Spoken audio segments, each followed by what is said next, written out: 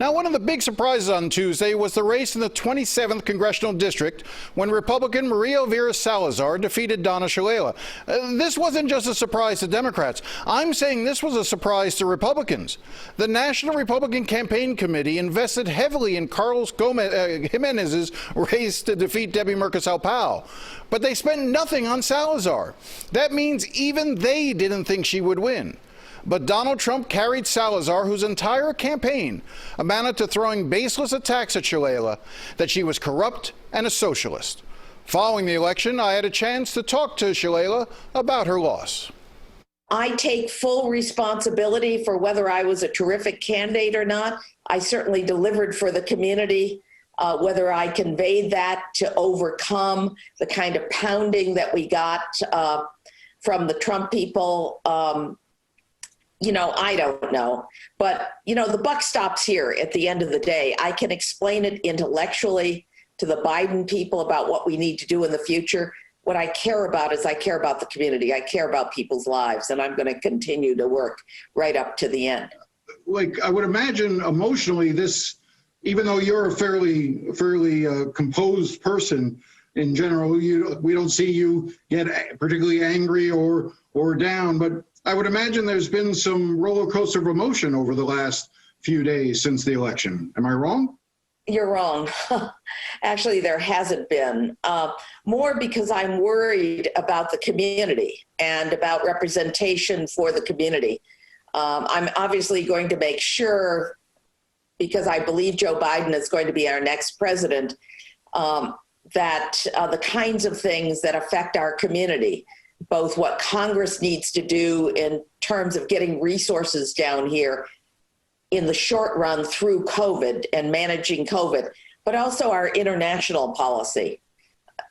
We just have to be very tough on Maduro, on what's going on in Cuba. Latin America is our best trading neighbor. I mean, we need to pay attention, much more attention than Democrats have been paying to what's going on economically, socially, and politically. But how do you counter that narrative if somebody wants to just brand every Democrat a socialist, a communist?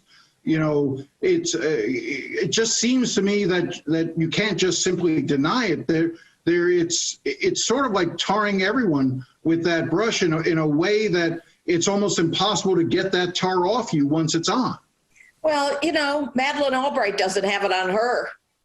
She came down here. She came out of a communist regime. I mean, she came down here and she had real credibility with our community. We have to demonstrate over and over again that we're anti-communist.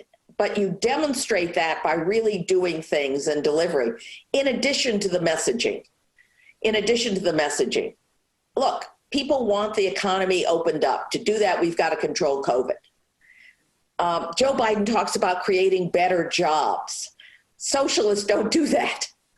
And we've got to have a Latin America. But there are a lot of pieces you put together in which you demonstrate that you're tougher. Look, Donald Trump accused us of being socialists. He didn't do anything about socialism and communism in Latin America. Latin America is not better off after 4 years of Donald Trump. We've got to demonstrate that we've done everything we could to bring democracy back to Latin America. But, with all those accusations, Donald Trump does not have a record of really fighting socialism and communism. He has a record of saying he's going to do it and repeating that over and over again. So I think we've got to put real action into our words. But it takes years to do this. They've been working on this. If you looked at Bill Nelson's loss, that I think was maybe the middle or the beginning. It foreshadowed what was to come.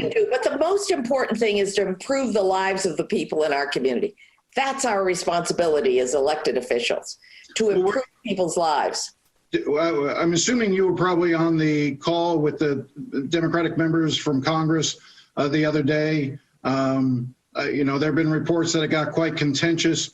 Do you see this now turning into a internal fight within the party in terms of whose voices need to be more dominant, whether it's the AOC Bernie Sanders wing of the party or the more moderate wing of the party, the more conservative wing of the party? What kind of a reckoning do you think takes place, and how do you think Nancy Pelosi will manage it? The way she's been managing it from the center. And the people that were elected that kept their seats are centrists. There's no question in my mind about that. You cannot accuse 3 or 4 people of turning over these seats. At the end of the day, it was far more complex than that. And some of it is our ability to message correctly and to validate, but a lot of it is going to be policy from my point of view. And we've got to demonstrate that at the end of 4 years or the end of 2 years, that we've been tougher and we've delivered on these issues that people care about. And, you know, this anti-communism, anti-socialism is deep in our community. But my argument is that Donald Trump hasn't delivered on any of that. He just said it and scared people, and that Joe Biden has an opportunity to deliver. And he can start by protecting those that have run away from those places. What's next for Donna Shalala? I don't know. I have no idea. I've got 2 months of very hard work ahead of me. I'm very concerned. We're handling 500 terrible cases, veterans cases, Social Security, Medicare, and lots of immigration cases, sad cases of people being deported. And we're going to close out as many of those successfully as we possibly can. And then we're going to give people that have those cases all of the information they need so that they can go to the newly elected people, depending on what district they're in. But we just have a lot of work to finish, and we want to finish on a high note. Is there a scenario which you can envision running again? You know, I'm not going to rule anything out, but at this moment, I just want to finish the job. There'll be plenty of time to think about what I want to do next. And I'm always up for another adventure. But what I'm up for now is protecting people here. Up next, we delve deeper into how charges of socialism impacted this year's election in Florida. That's when we return on this special live edition of Facing South Florida. Stay with us.